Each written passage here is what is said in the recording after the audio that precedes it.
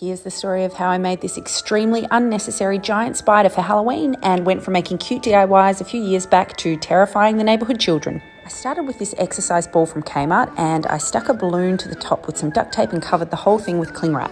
Then I coated the top half with spray on foam and I sprayed the whole thing down with water and waited 10 minutes, and then with gloves I patted it down.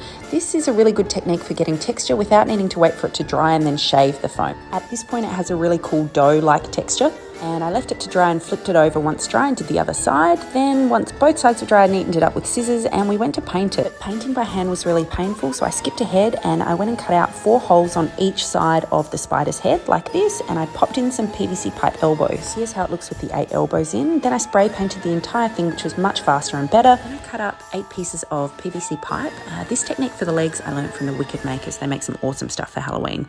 I glued in some wire into those PVC pipe pieces, and then I got some insulation tubing. You can cut the pieces in half. They come in 1 meter lengths. Then you can snip out a piece from the bottom and glue it together to create a tapered end. And you push that tapered end into another piece of tubing and run that tubing along the PVC pipe end, and you get tapered legs like these. Then I painted the inside of some old Easter egg ornaments and created some spooky looking eyes, which I glued into the front of the spider. I also used some other round ornaments and a table tennis ball that I cut in half and painted.